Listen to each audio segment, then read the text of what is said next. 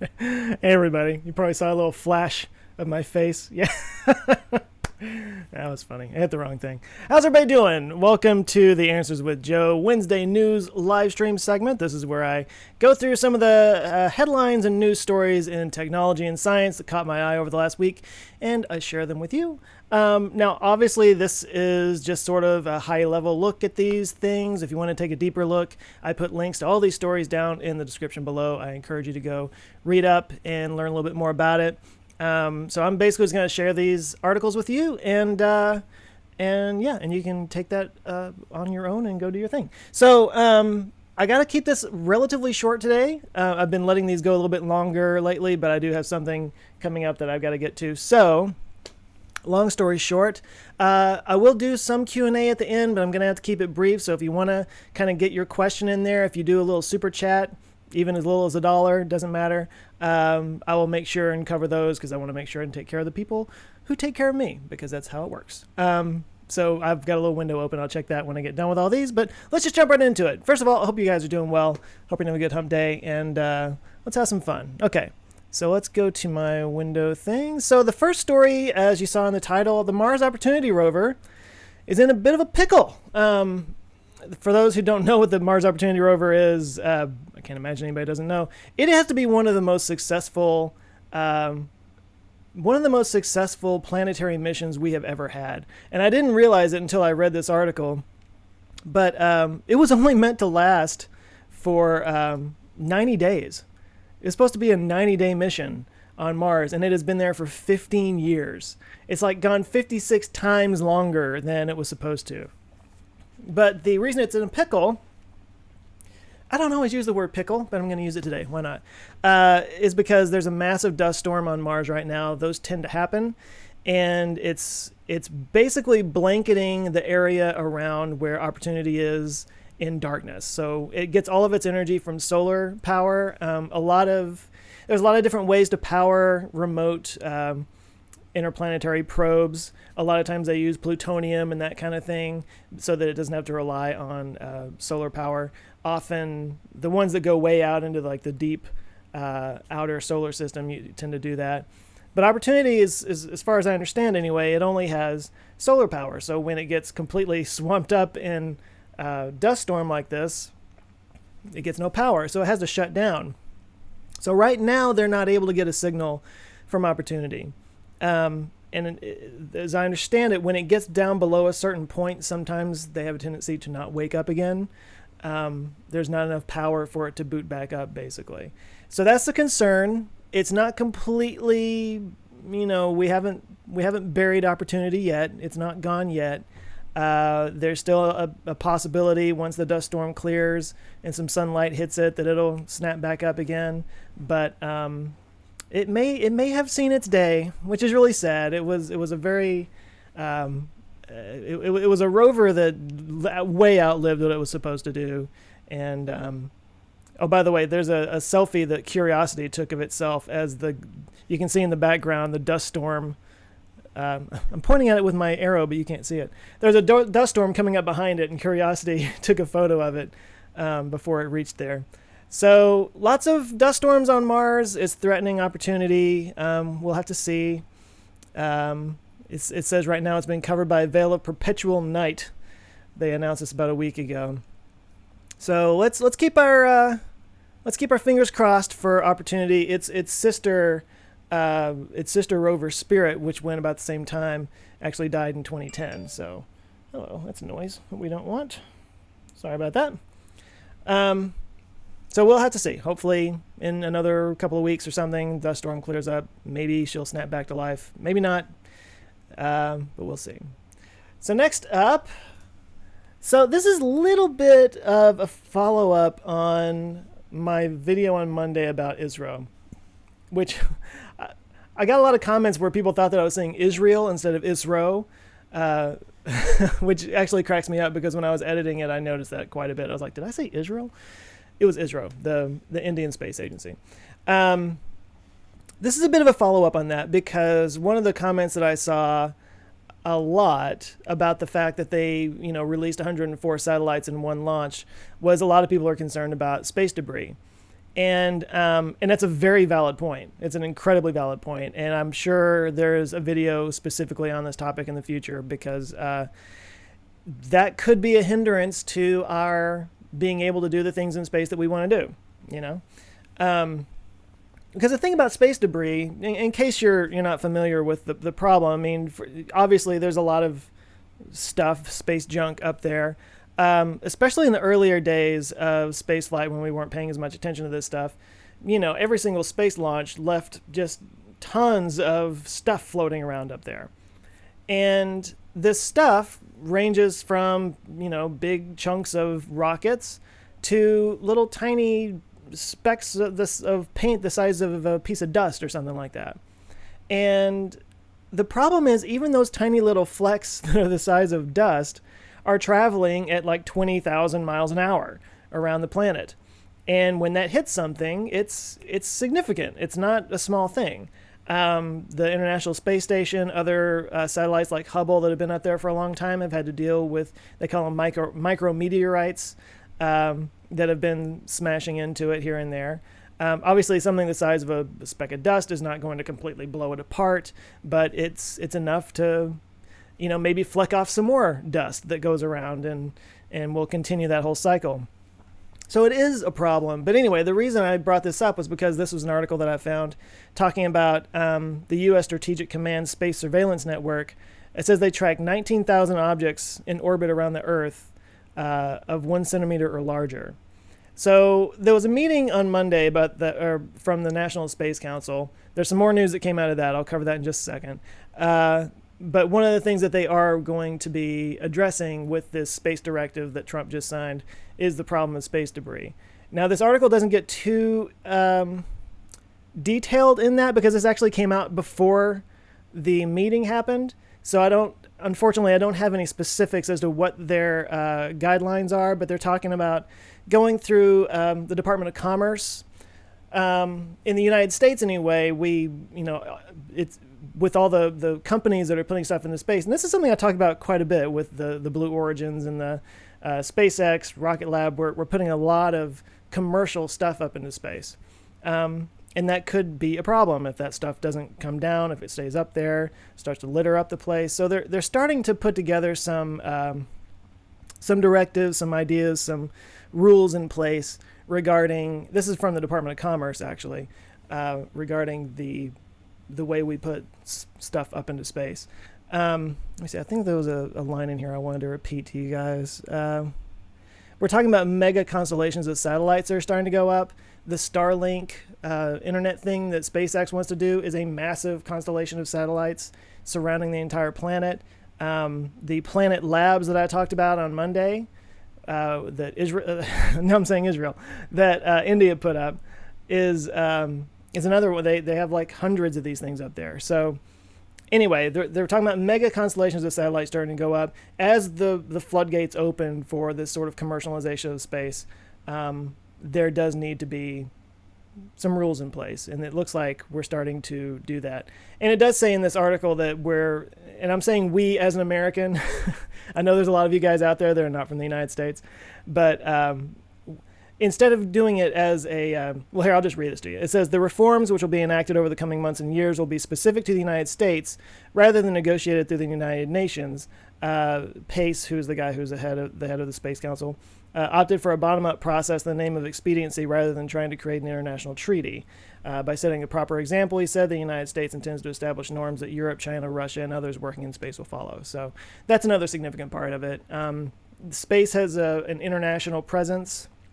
There are many international treaties involved with space. So ultimately, we have to get everybody involved and on the same page. But instead of trying to do big global treaties, which take forever to get to happen, the United States is trying to kind of handle ourselves and let others kind of follow along. So anyway, I think that's significant. I think it's interesting. I'm curious to see what the details of this are going to be. Like I said, this is fodder for a video in the future. I don't want to paint myself into a corner because it hasn't been scheduled yet, but it is something I'm going to be talking about at some point. So the other bit of news that came out of that National Space Council meeting, I'm sure you all saw this. I know I got tons of tweets about this, is that President Trump wants to establish a Space Force, a sixth branch of the military to handle specifically space-related things. So there were a multitude of articles that I could have picked to share with you guys, and I chose this one because, to me, the most significant questions that this asks is it regards whether we should be using space for military purposes. And here's the thing.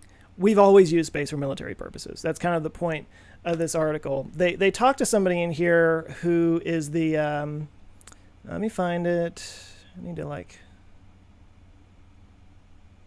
I need to pin these things so I can go back and find them when I talk to you about these things. But they talk to somebody who is actually... she works at the U.S. Naval College.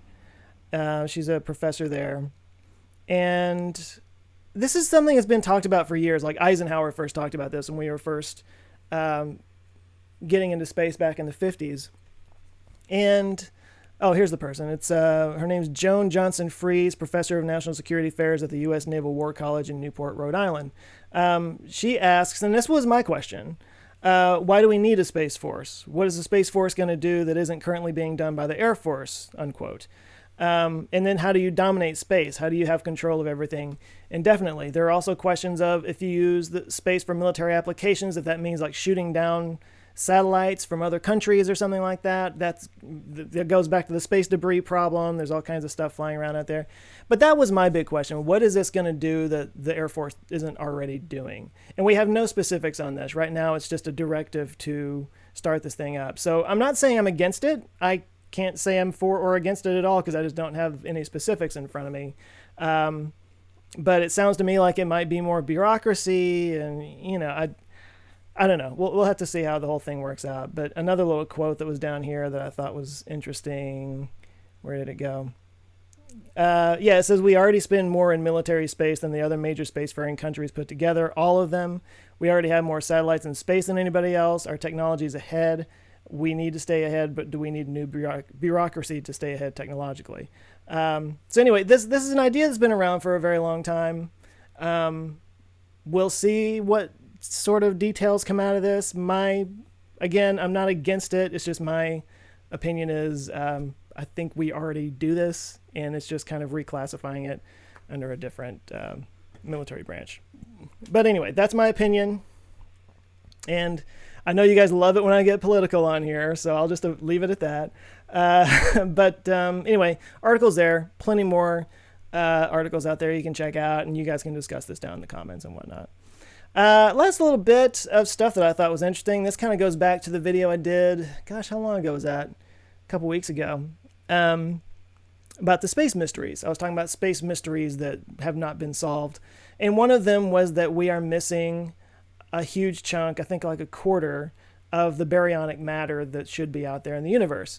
Baryonic matter is basically the quarks and the stuff that makes up the nucleus of the atoms. Quarks make up protons, neutrons. Those make up the nucleus of the atom. So this is like matter, basically. And we're missing a lot of it. So we all know that we don't know exactly what dark energy is. We don't know exactly what dark matter is. That makes up like 96% of the universe. And the other 4% is the baryonic matter that you and I are.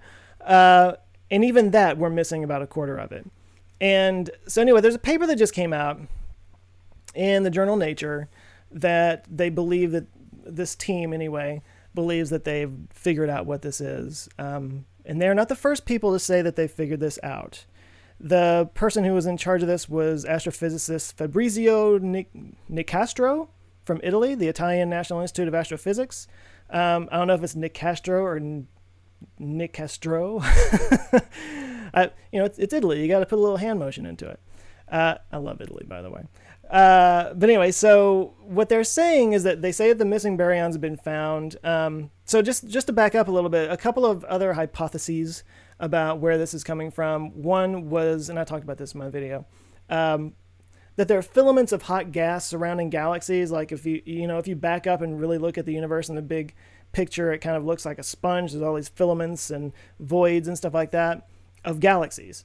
And what this hypothesis says is that those filaments contain both galaxies and this sort of hot gas that they think may make up the rest of the matter that's missing. Another paper in 2014 says that there's extra stuff in the halos surrounding galaxies like the Milky Way. So that's another explanation. But this one, let me see if I can just read this to you. By the way, it's called a WHIM, WHIM. It's warm, hot, intergalactic matter is what that's called. And what these guys are saying is that they studied, first of all, they used the European Space Agency, ESA, their XMM Newton Space Telescope. They actually had 20 days with the telescope, which is a massive amount of time to be able to use a space telescope. And they basically, let's see, I'll just read it right here. What they did was observe the light coming from one very bright source several billion light years away. And as this light approaches Earth, it stretches due to the expanding universe. This is the redshift. So longer wavelengths indicate older light.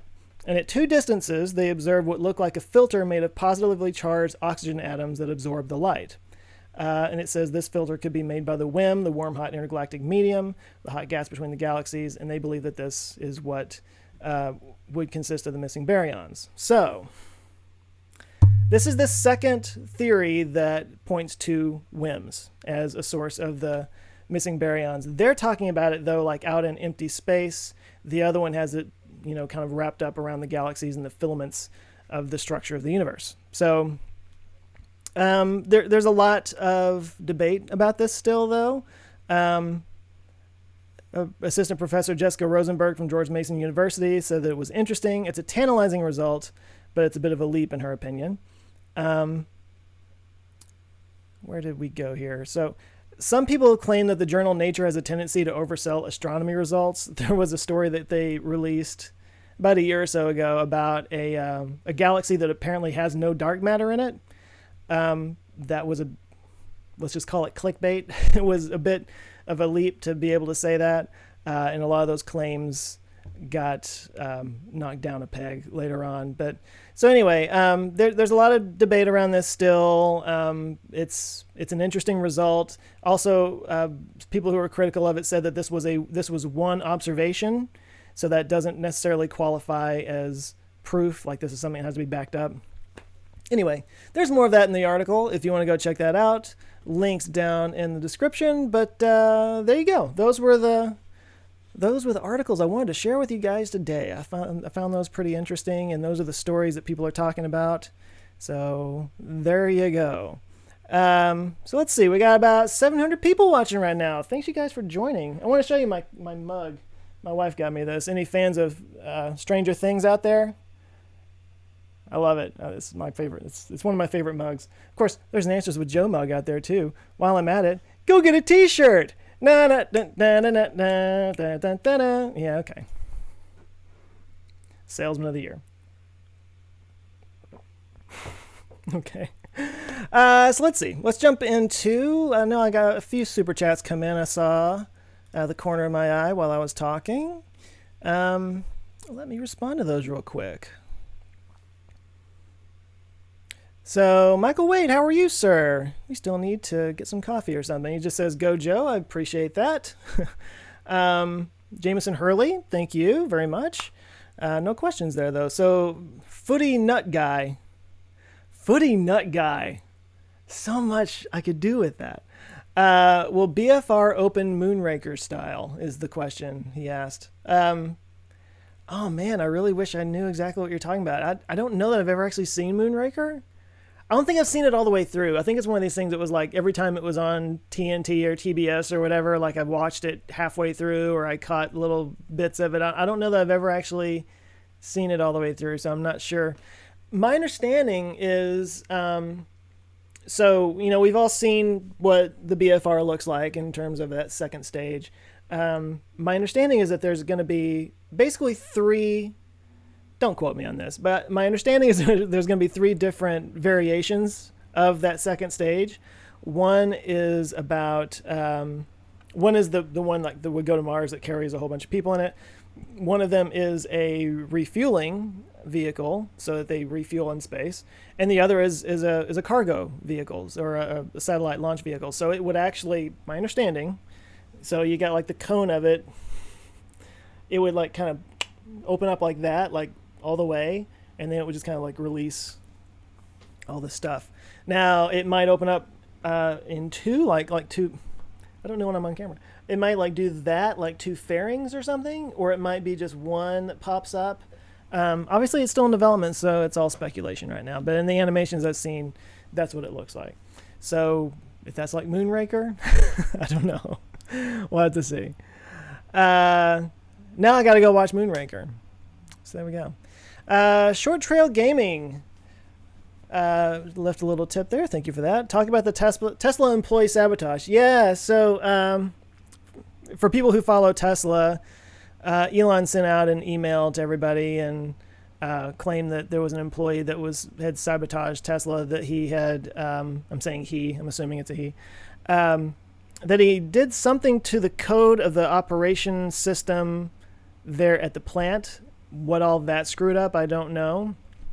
But apparently this person also took some of Tesla's information and gave it to unknown third parties.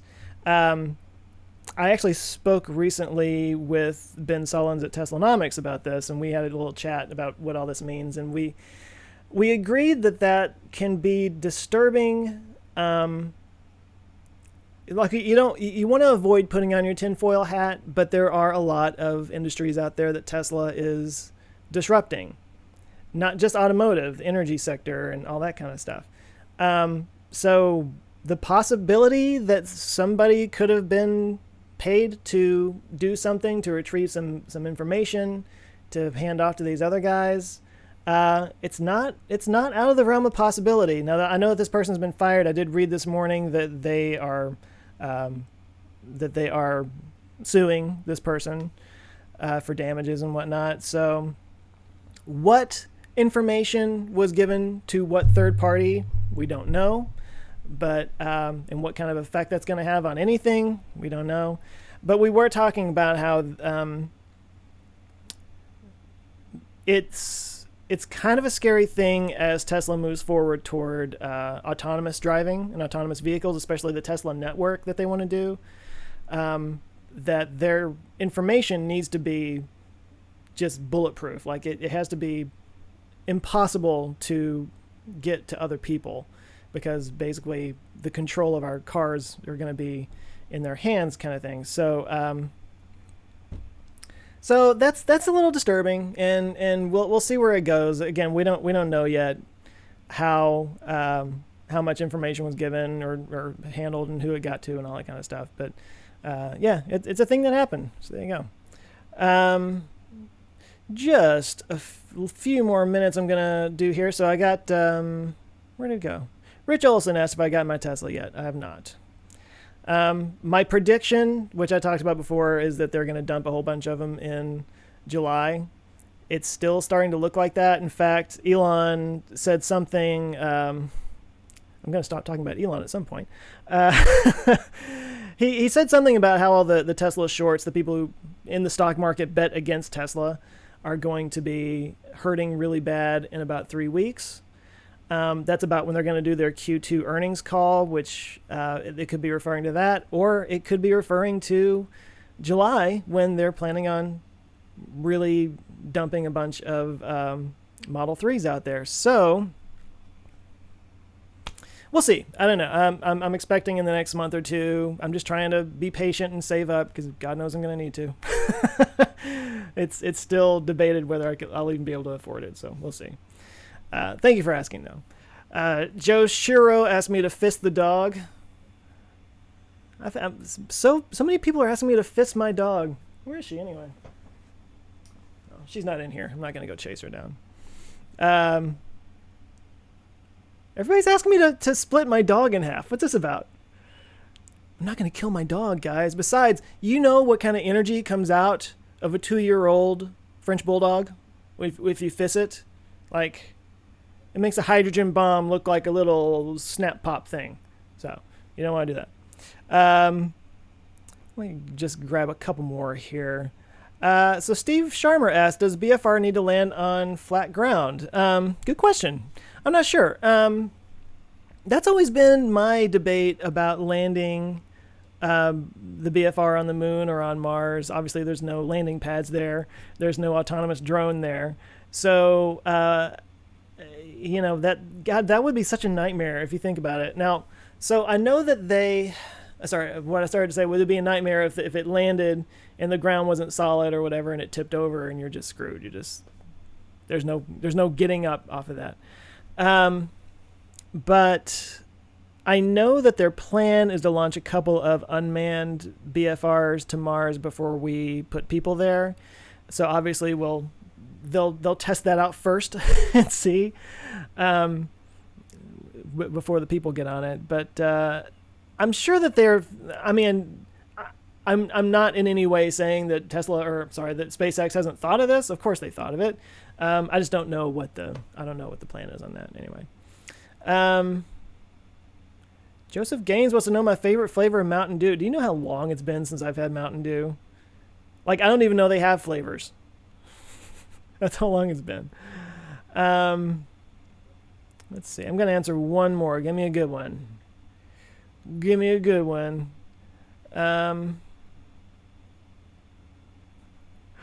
If grouped together, all the dogs on the planet and fist them, would a black hole form? That's a good one. That's from Seek the Truth and Buy My Tactical Anti-Spy Hats. That's your name? Wow. All right.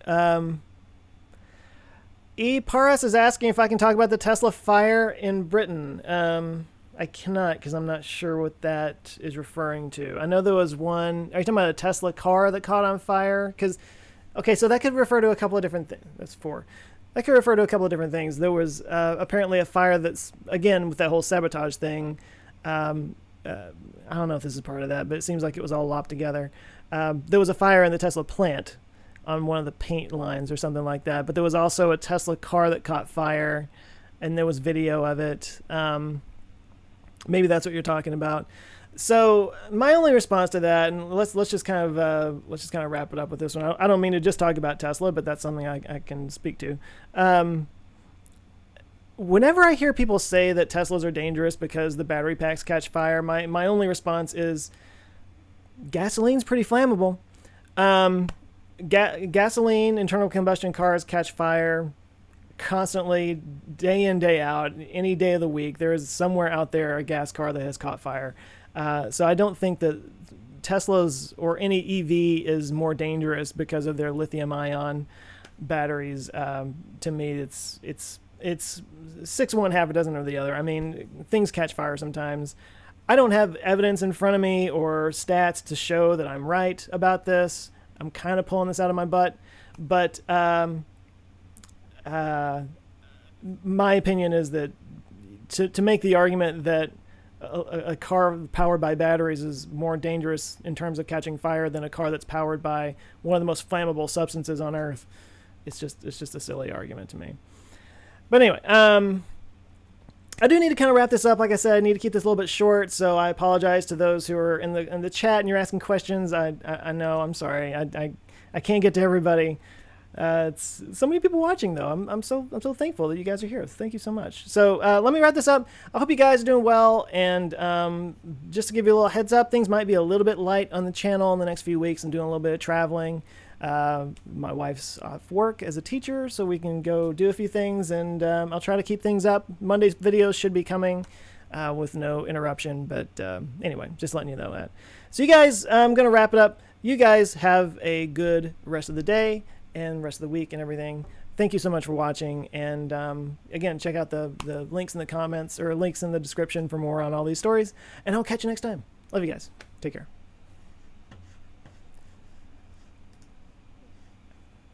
Okay, love you guys. Take care.